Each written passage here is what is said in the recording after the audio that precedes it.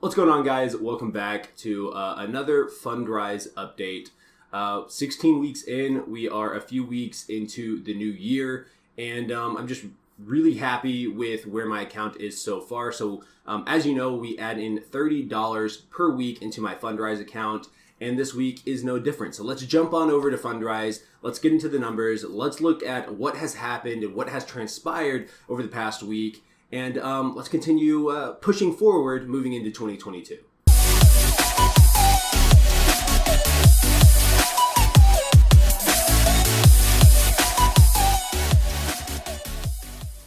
Okay, so this is the Fundrise Overview page.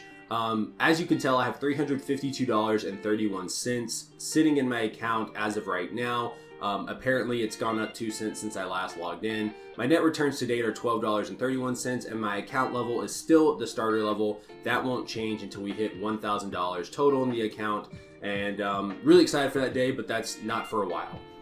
Dividends overall for the year 2022 is 35 cents. All time, I have 82 cents in dividends. My appreciation for 2022 is negative 41 cents, and all-time $11.49. Totals out to $12.31 all-time and negative 6 cents for the year. That's a good thing. It means that we are going up, that we are trending upwards, because I believe last week I was negative like 20 something cents. So it's not a huge difference. Losing a quarter versus losing 5 cents is not a huge difference, but it does mean that we're trending upwards. Here's the historical account value. In October 8th, 2021, we put $10 into the account, and we followed that every week we put in $10. We did that for I think 7 weeks or so. And then we started jumping up to $30 per week, and we've been doing $30 per week ever since. And I'm just really happy with the overall growth of the account so far. I am really impressed with how transparent Fundrise is, how often they're making acquisitions, and the newsletters that are going out every so often, typically every quarter. And then there was an end of the year, just kind of like a year in review newsletter that recently went out that I read through. So just really happy with how transparent they are, and really looking forward to the future of Fundrise. My goal is to build wealth. We are on track. We are 0% of the way there with $352. So let's jump over there really quick. Target amount is $1 million. So I'm looking at hitting this by the quarter 4 of 2071. I definitely plan on being a millionaire well before that time, but within this account, that's the target date. That's how much money I would like to have in this account, especially by then, if not well over that. I'm contributing about $130 per month is what it comes out after, I guess, the entire year. As you can see over here, the red or the orange line is, I guess, my actual curve, I suppose. And then the shaded, or I guess lighter little range here is what might actually happen. So it could be lower, it could be higher. That's the entire range of how large my account could possibly be in 2071 or the beginning of 2072. So it's a range of 565,000 all the way up to 2.6 million. So let's hope for the higher end. If we jump over to performance, so my 2021 returns for quarter 4 were 13.8%, which is above what they say that you can expect. I think you can expect between 7 and 12% typically per year on your money. And so we outperformed that. Really happy with that. If any of you guys pay attention to the real estate market, then you would know that this past year was insanely chaotic for real estate. And so, I may get another 13 or 14 or 15% this year, but I don't expect that over the long term to be the case. I expect it to average out between 7 and 12%. I am 100% in the interval fund.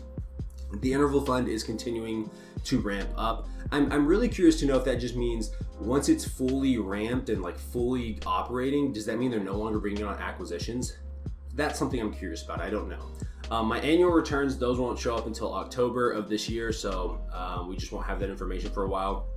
And then my account value over time for 2021 and 2022. So Beginning period of 2021, I obviously didn't start in 2021. I had no money. The beginning period of 2022, this is how much money I had sitting in the account. This was my returns for 2021. These are my returns for 2022, so on and so forth. I put in $250 in 2021, and I've so far put in $60 for 2022. So that's how you get these totals here.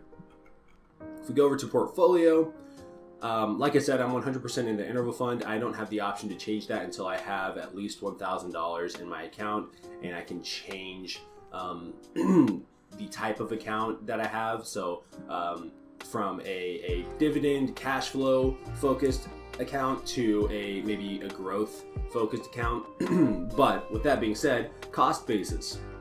Cost basis, or cost of shares owned, is the price paid for the shares you own, including shares purchased via one-time investments, auto invest, or dividend reinvestment. So I have paid for $310.47 worth of shares, but I have $321.96 worth of shares, if that makes sense. And then we have the $30 that is currently pending, so that will be added in. My cost basis will go up.